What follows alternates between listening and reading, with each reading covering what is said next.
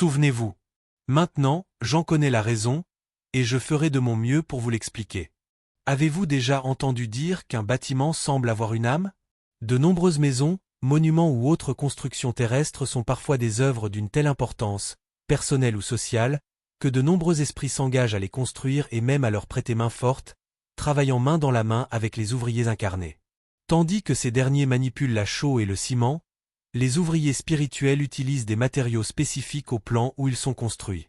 Les désincarnés vivent. L'œuvre devient une double construction. De ce fait, nous avons du mal à la traverser. Vous comprenez? Je promets d'apporter toujours de nouvelles perspectives à mes amis. Je sais que papa, maman, mon frère et tous les autres liront ce que j'écris. Je sais que maman corrigera les virgules et soulignera certains points. C'est comme ça. Les mères adorent leurs enfants, quelles que soient les circonstances. Un gros câlin, mon ami, de la part de cet ami de tous les amis. Message du 11 février 1974. L'équilibre des activités. Qu'ils essaieraient, à la fin de chaque année, d'analyser les bonnes choses qu'ils ont faites et reçues. Je suis ici pour partager mes nouvelles car nous, les esprits, quand nous ne sommes pas en service, aimons passer du temps avec nos amis. Puisque je ne peux communiquer qu'avec vous pour le moment, je suis venu prendre votre temps pour engager une conversation à sens unique, presque un monologue, hormis les brefs moments où vous me posez une question ou me proposez une parenthèse mentale. Comme toujours, j'ai été constamment actif, travaillant et étudiant beaucoup. Notre travail a été très intéressant et varié. J'ai entendu dire que mon père et ma mère étaient ici chez vous il y a quelques jours, mais je n'ai pas pu venir car j'avais des tâches importantes à faire. Au fur et à mesure que nous progressons dans notre compréhension, nous nous voyons confier de plus grandes responsabilités et nous ne pouvons pas facilement nous écarter de notre mission. Cela arrive partout, et aussi chez les incarnés. En fait, il est fort probable que, pour cette raison, mes messages seront désormais plus espacés. Dès que possible, je viendrai. Mon calendrier marque la fin d'une année très heureuse pour tous, riche en accomplissements. C'est ainsi que nous nous tenons au courant des informations concernant nos proches.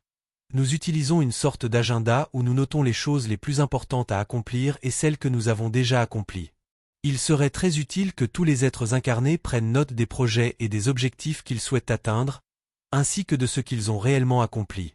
Ils verraient ainsi tout ce qu'ils ont accompli, même s'ils l'oublient plus tard. Il serait opportun de leur rappeler que les plaintes et les grognements ne sont pas toujours justifiés. Nous avons tous tendance à nous plaindre des choses qui nous contrarient et à oublier celles qui nous apportent de la joie. Nous vivons les moments heureux comme s'ils étaient naturels, mais face à un petit problème ou à un échec dans nos objectifs, nous ne les considérons pas comme naturels. Or, la vie étant un apprentissage permanent, elle est faite de victoires et de défaites, de souffrances et de joie, alternant ainsi, nous permettant d'affronter sans cesse de nouvelles situations et d'apprendre à les résoudre. Nous admettons qu'elles devraient nous apporter de la joie dans les moments heureux, mais nous ne ressentons pas la même chose lorsque vient le temps de souffrir des difficultés que nous rencontrons. Une parenthèse serait appropriée ici. Quelqu'un pourrait-il être heureux alors qu'il souffre? Oui. Il existe des souffrances rédemptrices qui, pour l'esprit doué de compréhension, apportent une telle tranquillité qu'on peut la considérer comme du bonheur. Il sait qu'il traverse une vallée sombre pour trouver un champ verdoyant au-delà. Eh bien, n'en demandons pas trop, car nous ne sommes pas encore assez avancés pour comprendre pleinement la cause des souffrances atroces que tant de frères et sœurs, incarnés et désincarnés, endureront. Seul le maître de la loi sait pourquoi nous devons apprendre par ce moyen. J'aborde ce sujet car je voudrais que tous ceux que j'ai laissés derrière moi, amis et parents, essaient, à la fin de chaque année, d'analyser les bonnes choses qu'ils ont faites et reçues, de faire une sorte de bilan des activités de l'année afin qu'ils puissent vérifier quel bien ils ont fait et ce qu'ils ont reçu des autres points ou la vie elle-même. Dans mon journal, je note généralement les lieux que j'ai visités, les personnes que j'ai vues ou traversées quotidiennement, avec l'aide du groupe dont je fais partie, les messages que j'ai dictés, les occasions où j'ai parlé avec mes parents, en esprit, etc. Je note également les impressions que j'ai eues des lieux que j'ai visités et les nouveautés que j'ai découvertes, les résultats des travaux que j'ai effectués ou auxquels j'ai activement collaboré, les sensations ressenties au contact des êtres incarnés, les erreurs qui nécessitent une analyse minutieuse pour être corrigées, et d'autres choses encore. Si vous faites cela, vous serez surpris de tout ce que vous avez accompli de bon, d'utile et de plaisant en un an. Vous ne réalisez pas combien de nouvelles personnes, d'environnements et de lieux nous avons découverts. Combien de nouvelles choses nous avons stockées dans notre esprit. Nous sommes très heureux lorsque, le dernier jour de l'année, nous relisons nos notes. Essayez de faire de même l'année prochaine. Vous pourrez alors me dire si vous approuvez ou non ce que je propose. Message du 29 décembre 1974. Assistance anonyme. La veille de Noël. Je vais décrire ce que j'ai pu percevoir. Et le dossier d'un traitement rénal. Je suis venu assister à une réunion très importante et je vais en profiter pour vous donner quelques nouvelles de moi. Je suis très intéressé par la formation du corps spirituel, ou plutôt du périsprit.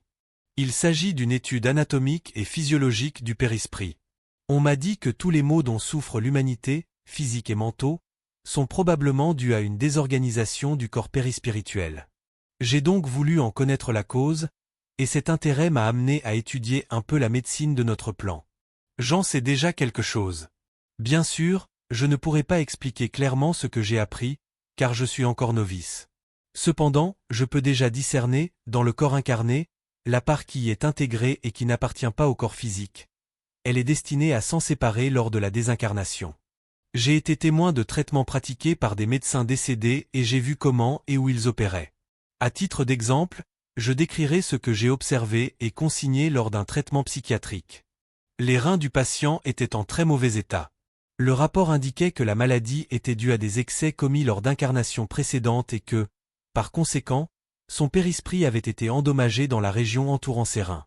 Étant donné que cette personne est sobre et mesurée dans son incarnation actuelle, qu'elle a une famille nombreuse et qu'elle affronte les épreuves avec courage et efficacité, il était possible qu'un séjour plus long dans son corps soit requis.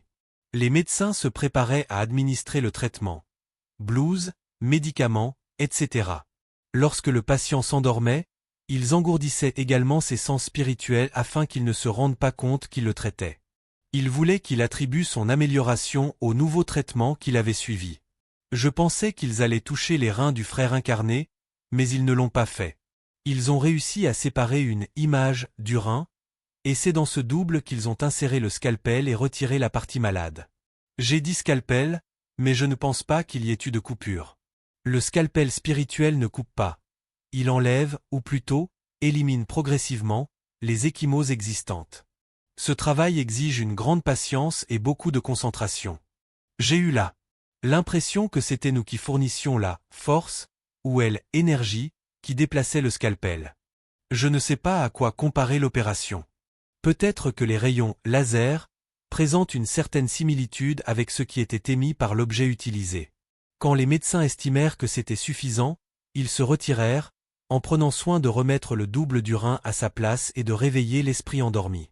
Je n'ai rien pu demander, car je n'étais qu'un assistant parmi tant d'autres, et les médecins sont partis rapidement. Ce travail a été réalisé la veille de Noël, et nous étions reconnaissants d'en avoir été témoins. Je ne sais pas comment va celui qui a été opéré. Je lui demanderai de ses nouvelles un jour.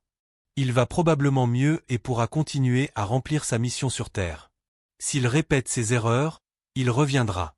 Se faire du mal avec de nombreux facteurs aggravants. Ce que j'ai décrit arrive fréquemment, mais personne ne le remarque. Certains cas sont irrémédiables, car s'ils l'étaient, rien ne les guérirait. La cause de la maladie persisterait, et par conséquent, la personne retomberait rapidement dans les mêmes souffrances. Il existe des lieux, notamment des cabinets médicaux, qui fonctionnent sous l'égide de grands médecins spirituels. Ils apprécient d'assister des professionnels consciencieux, efficaces et altruistes dans leur quête d'enrichissement. Ils privilégient toujours ceux qui sont dévoués et charitables dans la profession de prêtre qu'ils ont choisie.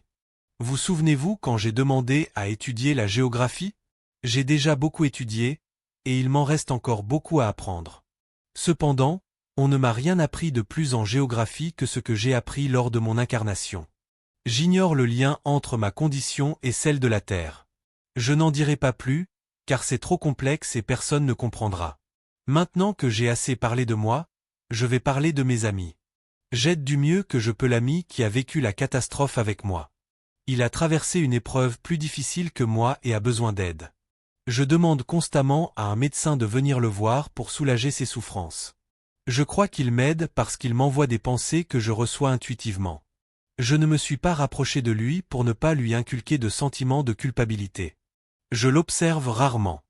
Je conclus mon exposé d'aujourd'hui. Poursuivez vos petits efforts pour mériter l'aide des grands. S'il vous plaît, envoyez un gros câlin à ma famille. Dites-leur de noter la date à laquelle ils recevront mon message dans leur agenda. Message du 29 décembre 1974.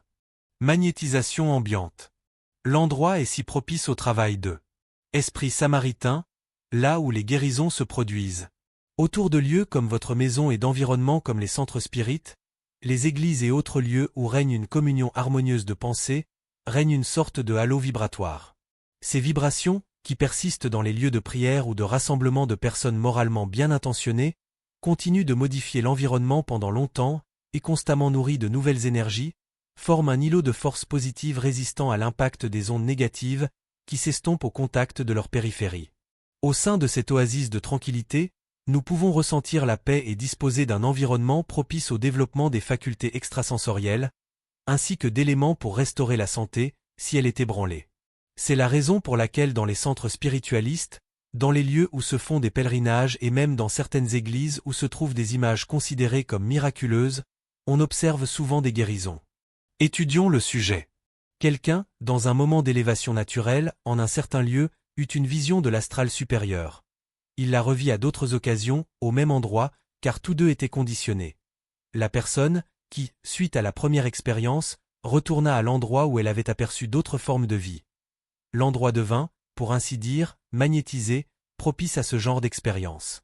La nouvelle se répandit et des personnes, remplies de foi, affluant vers cet endroit, espérant voir ou recevoir des dons spirituels.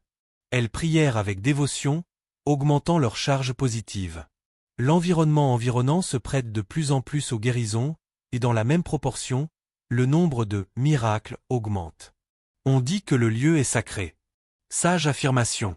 En effet, l'endroit est si propice à l'œuvre des esprits samaritains que des guérisons, presque impossibles dans tout autre environnement non préparé, se produisent même.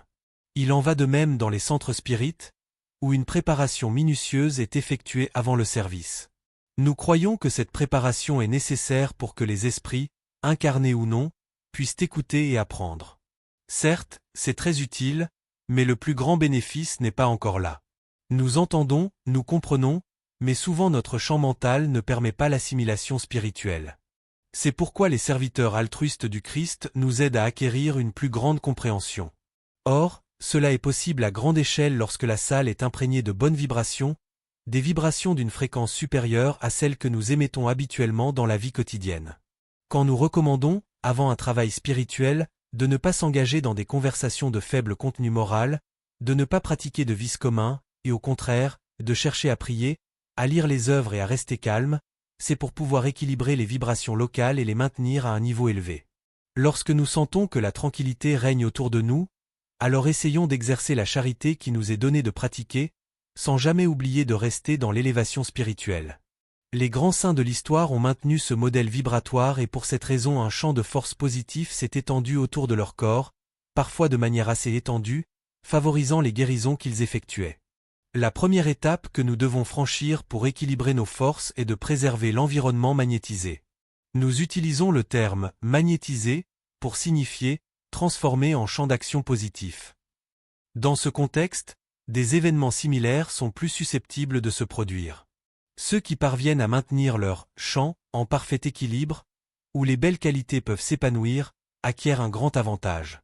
Un esprit éclairé comprendra facilement que tous les conseils de Jésus se réfèrent à une réforme personnelle par la pratique des vertus.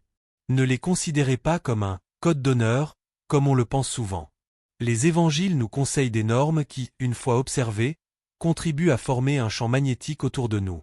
Une fois cet équilibre atteint, nous commençons à constater des changements positifs tout au long de notre vie. Dans notre tempérament, nos amis, notre santé, etc. Ceux qui persistent à se tenir à l'écart de la religion, quelle qu'elle soit, devraient néanmoins lire les évangiles pour en extraire la sagesse que Jésus a léguée à l'humanité.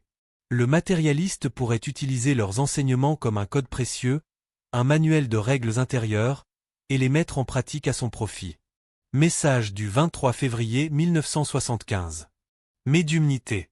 Le médium est le pilier solide sur lequel le maître s'appuie pour que son évangile brille dans tous les coins de la terre.